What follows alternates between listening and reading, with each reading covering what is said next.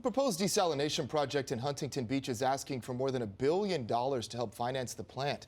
Now, the funds would come from state money that would otherwise go to affordable housing. And our Sarah Pila joins us this morning with community reaction to the project. Good morning to you. Morning.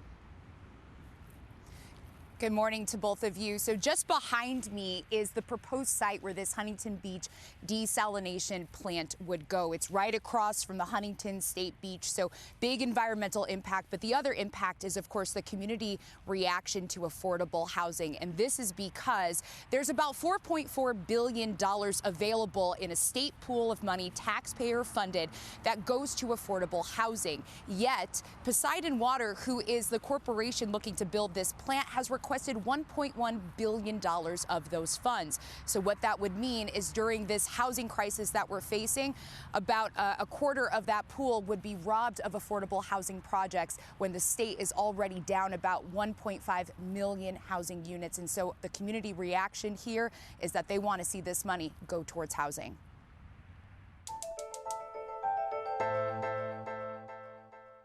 While going through his morning routine before work, community organizer and co-founder of Oakview Comunidad, Oscar Rodriguez, is focused on his talking points to the California Debt Limit Allocation Committee, or CIDLAC, where he'll speak out against the proposed Huntington Beach desalination plant. Keep taxpayer money protected, keep it local, invest in projects that are really going to advance our communities. Oscar lives in Oakview, a small neighborhood in Huntington Beach that's predominantly low-income and Hispanic, and has suffered from the pandemic, cost of living, and inflation. So it's frustrating that Poseidon Water would request over $1 billion to fund its desalination plant from a pool of money used to finance affordable housing. When they're coming into our local communities and asking for some of these funds that are going to be taken away from the affordable housing pool that's out there, that becomes a problem. Desalination is the process of turning seawater into fresh water. It might seem like a good idea in drought-prone California, but the process is extremely expensive, harmful to the environment, and uses 3 times more energy than water recycling.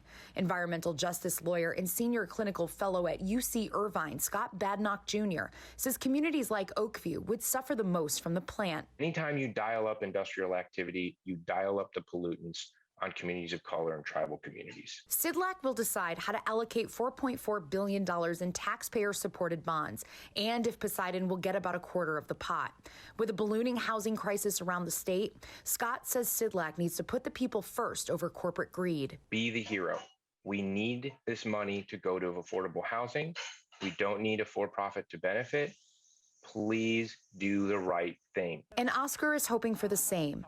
Otherwise, communities like Oakview will be set back even further. Please ensure that you put our communities up front and make sure that the funds go to what they're intended to for affordable housing. It's a moment that could provide either opportunity or despair, and it's in Sacramento's hands to protect them.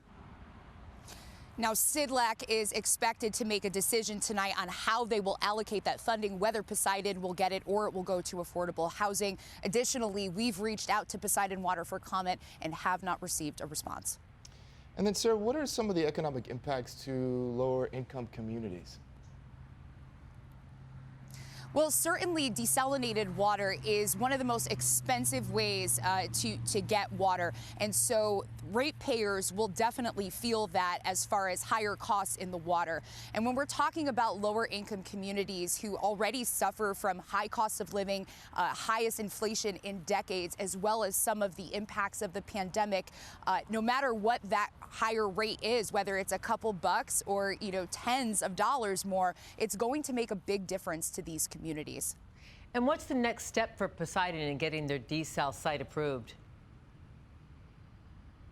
So in March will be the last regulatory hurdle where they will seek a permit from the California Coastal Commission, and that will really look at the environmental impacts. And that is the last step in order for this plant to go online.